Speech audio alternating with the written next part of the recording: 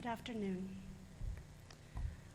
We gather today to commemorate and honor the life of Fred Weber.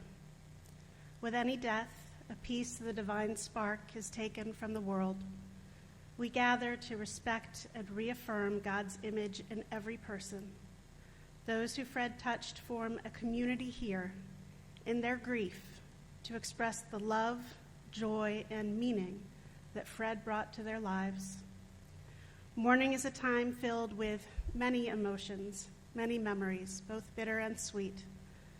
In this difficult time, may Fred's loved ones find that God is with them always, even in times of their greatest pain.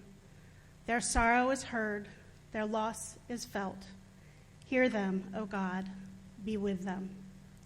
We begin our service with the recitation of psalms, prayers, and meditations, thus linking Fred's life with the millennia-old tradition of the people Israel and the eternity of God. Esa einai el heharim, me'ayin yavo ezri, ezri me'im Adonai osei shamayim va'aretz. A song for ascents. I turn my eyes to the mountains. From where will my help come? My help comes from Adonai, maker of heaven and earth. God will not let your foot give way. Your guardian will not slumber. See, the guardian of Israel neither slumbers nor sleeps. Adonai is your guardian. Adonai is your protection at your right hand. By day the sun will not strike you, nor the moon by night. Adonai will guard you from all harm. God will guard your life. Adonai will guard your going and coming, now and forever. Adonai ro'i lo echsar, binot desha yarbitzeni al mei menuchot yinachaleni, nafshi yashovev, yancheni b'ma'aglei tzedek l'ma'an shemo, gam ki elech b'geit salmavet lo ira ra ki ata imadi, shivtecha u'mishantecha, hema yenachamuni, ta'aroch lefanai shulchan neged sororai, dishanta b'shemen roshi, kosi revaya, ach tov v'chesed yirdafuni kol yemei chayai, v'shafti b'veit Adonai la'orech yamim. The translation, I hope you will join me in whatever words that are familiar to you. Adonai is my shepherd, I shall not want. God makes me lie down in green pastures, leads me beside still waters, and restores my soul. You lead me in right paths for the sake of your name. Even when I walk in the valley of the shadow of death, I shall fear no evil, for you are with me. Your rod and staff, they comfort me. You've set a table before me in the presence of my enemies. You have anointed my head with oil. My cup overflows. Surely goodness and mercy shall follow me all the days of my life, and I shall dwell in the house of God forever.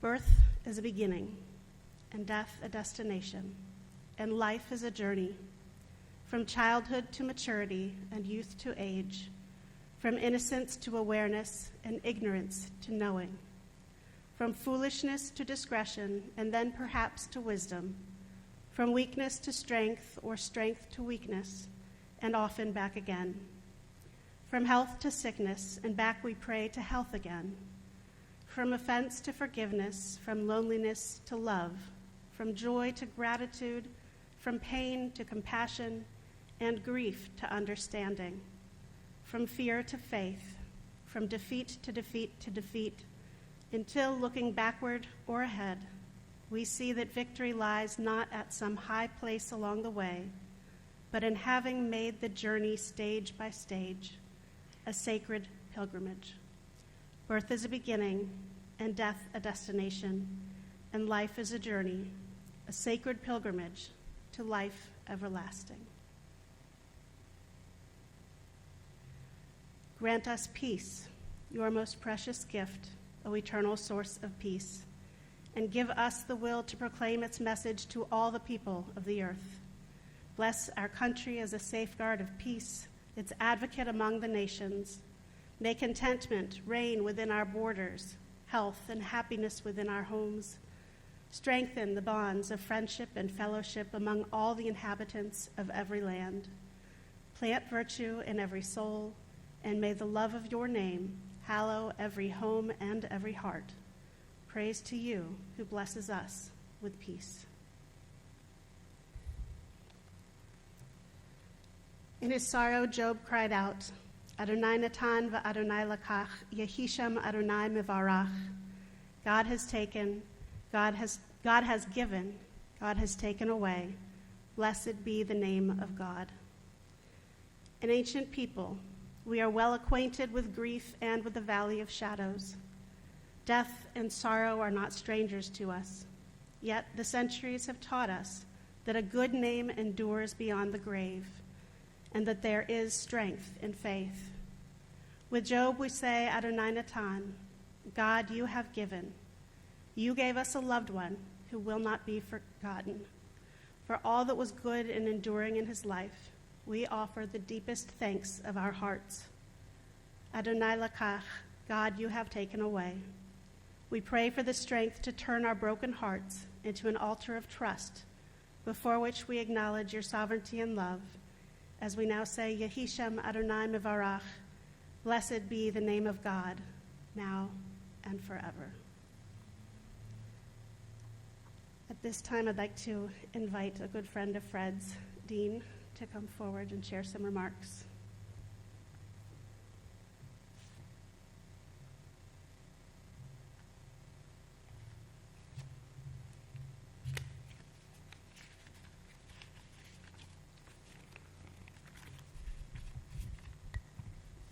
Okay. Well, first I'd like to thank Judy and the Webbers for giving me the opportunity to come up here and talk about Fred, a husband, a father, a grandfather, a great-grandfather, and a father-in-law. Also, a great friend to all of us, a champion of the underdog, and on top of it all, a true gentleman. Most of you have known Fred a lot longer than I have. I had a job in Texas in 2002 that I had the opportunity to relocate to Dayton, Ohio. Me and my wife accepted the opportunity and moved. We looked at homes all over the area, Oakwood, Kettering, Fairborn, Centerville, Washington Township, and we made the decision on Washington Township. And we bought a home in Mad River Hills. Some of you may ask, why is this relevant? Well, with it being Mad River Hills, we became neighbors of the Webbers. And that's when we started our relationship. So that became one of the best decisions we ever made. Friendships take time. And when I first got here and met Fred, I said, this is not a 70-year-old gentleman, because that was his 70th year birthday. He was still actively working, chairman of the board, working all over in Dayton, civically minded, still running the jewelry store. And I thought, what an admirable man. I surely can learn a lot from Fred. We knew that it was going to be different moving into this neighborhood, because on the first night we arrived, the Webbers invited us for dinner. And this wasn't the first time we moved, but it was the first time our neighbor invited us over for dinner. So then, once we moved to Dayton, I traveled extensively for my job. And with this, the Webbers were so generous and invited Cindy to their home continuously for dinner, sitting around talking, watching Jeopardy, watching Wheel of Fortune, and that was over 10 years that we lived in Dayton. After a couple of years, I finally got the opportunity to spend more time with Fred.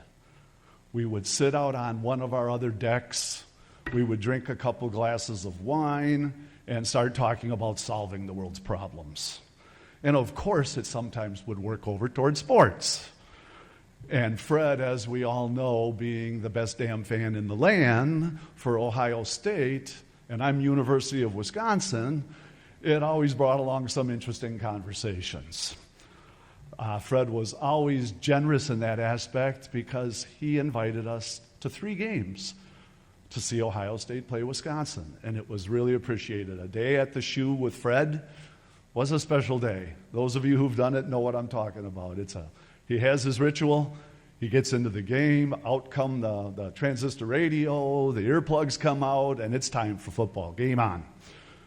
And so I didn't get to talk very often, though, about winning. So in the 20 years that I knew Fred, the Badgers won 3 and Ohio State won 12. So as always, it's tough to have a rivalry with that type of record. So as I spent more time with Fred, I started to really appreciate his experience. I mean, here's an entrepreneur, a businessman, a politician, board member. I mean, Fred just had such a background of information that was just enjoyable for me to spend time talking about with Fred. And then the other side was the passion for Dayton. You know, everything that Fred wanted to do somehow had a connection back to Dayton. And that was just, for me, it was very admirable. And when we talk about Fred as such a generous man, as we all know he was, the biggest thing that I was just enamored with is how willing he was to share the most valuable commodity we all have, and that's time. Fred always gave us time. And I just looked forward to all of these discussions that I would have with Fred. Fred was just the walking example of a lifetime of learning. He never stopped learning. He amazed me with his interest in new things. I mean, he helped me understand better on how to listen, you know, and that empathy is an important part of running a business. And I take those with me for the rest of my career, and I enjoyed them. Fred would talk with me about anything, whether I had a supply chain problem at the big factory I was running, and he always had an insight into something. He may not have had the experience in it, but he had knowledge. And he had understanding, and he knew how things worked. His passion for the optimum decision, it always helped me going forward. You know, looking back at our 10 years in Dayton, I mean, it couldn't have been better with the experience we had. We had a great neighbor who became a lifetime friend. We left Dayton in 2012 and moved multiple times, but always staying in contact with Fred and with Judy. Met many times for trips, would visit for a week a year in Arizona, just looking forward to these meetings and looking forward to the friendship and the camaraderie that we built up over the years. It was so impressive. I'd get out to Arizona and I'd see Fred, and he's still reading multiple newspapers a day. He's still doing his daily crossword puzzles, watching a variety of different newscasts and looking at CBS and ABC and all the different channels, because as always, Fred wanted multiple perspectives.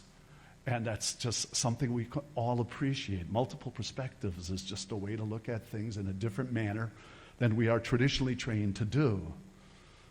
And everyone in this room knows this, that Fred had this special skill that in most conversations, you walked away always feeling better about yourself. And it's a skill that I admired all the time that I know Fred. I mean, he was just such a generous man in that manner.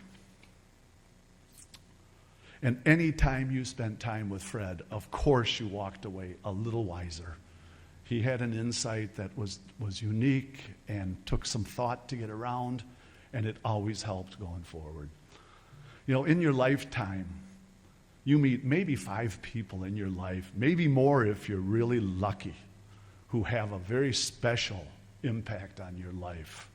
Well, for me, Fred is one of my 5. Without ever knowing it, Fred was just this natural teacher. He was a mentor. I can guarantee I'm not the only one Fred influenced in this manner.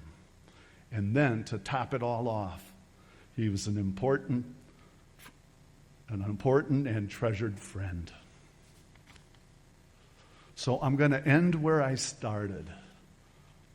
The best decision we ever made was buying a home in Mad River Hills. Knowing Fred was one of life's grand treasures. We will miss you.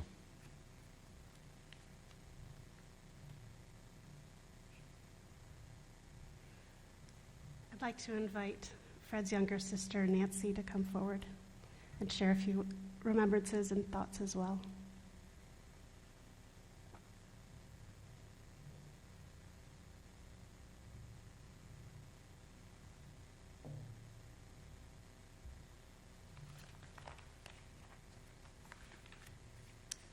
Hello, I'm Fred's little sister.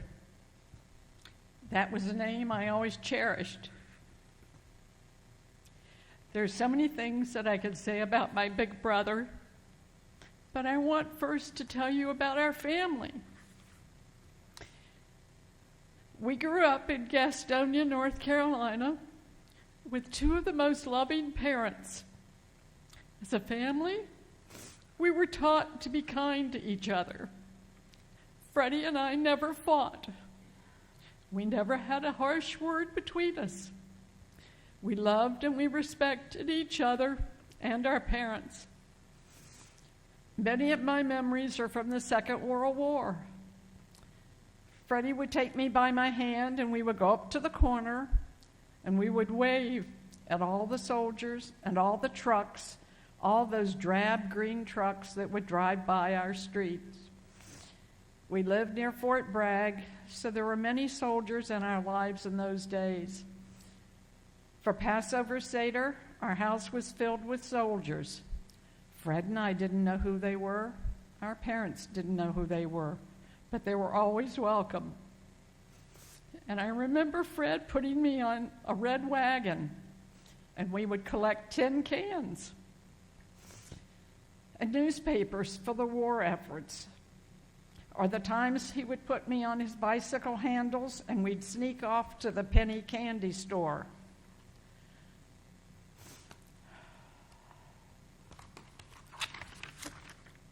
But the most fun was when the Snyder kids who lived next door joined us and we would go down to the cotton fields later in the day or after dinner, and we would pick cotton, which was very much against our parents' teachings. Our mother always knew that we had done it, as she'd look at our hands and she'd see the cuts on our hands from the hard cotton shells. Freddie taught me how to read a map, how to find my way out of a wooded area, how to plant trees and flowers.